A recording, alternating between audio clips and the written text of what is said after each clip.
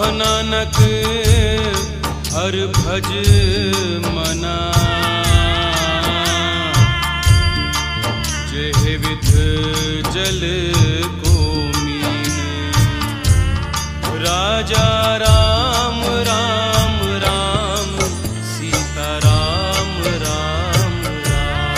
राजा राम राम राम, सीता राम राम राम। राजा राम राम राम, सीता राम राम राम। राजा राम राम राम, सीता राम राम राम। राजा राम राम राम, सीता राम राम राम। राजा राम राम राम, सीता राम राम राम। राजा राम राम राम, सीता राम राम राम। राजा राम राम राम, सीता राम राम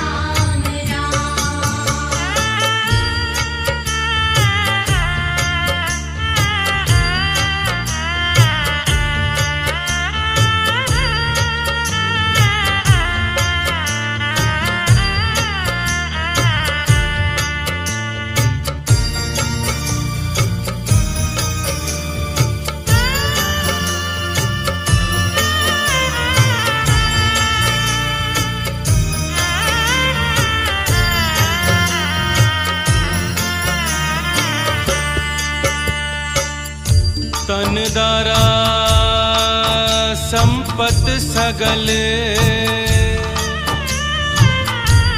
जिन अपनी कर मान। इनमें कछ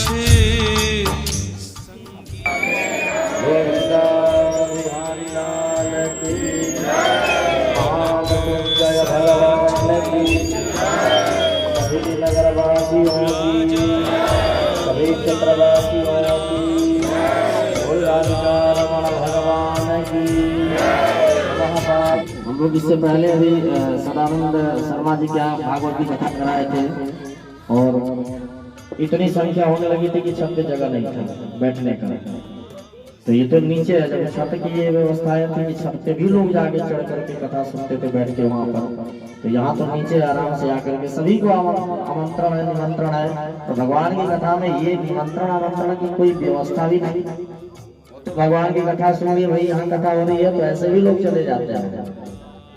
तो ये कोई कथा का निमंत्रण नहीं, जिसको मिलाओ न मिलाओ वो एक अलग बात है, पर सबको आना है, सबको कथा में रुचि रखना है और प्रारंभ से लेके समय से आना भी है और कथा के अंतिम तक बैठ के कथा लेते हुए भगवान का नाम कीर्तन करते हुए घर जाना है। ठीक है ना? तो ये आप लोगों के द्वारा। और माताएं तो इस कार्य में बहुत बढ़ चढ़ के हमेशा कहीं भी कथा हो तो सबसे ज्यादा संख्या माताओं का ही होता है, माताओं की भूमिका विशेष होती है। तो इसलिए इस कार्यक्रम को आप लोग भव्य बनाइए और खूब बढ़िया से भगवान से कृपा, भगवान से आशीर्वाद प्राप्त करिए और अपने परिवार में सुख समृद्धि बढ़ाइए। बोलिए भागवत भगवान की, बोलो वृंदावन बिहारी लाल की। तो ये कलश आप लोग यहाँ रख दीजिए और बाकी जजमान के द्वारा आप लोगों को थोड़ा जलपान कराया जाए, जलपान की व्यवस्था की जाए। जैसे जलते बुदबुदा, उपजै बिन सैनीत। जग रचना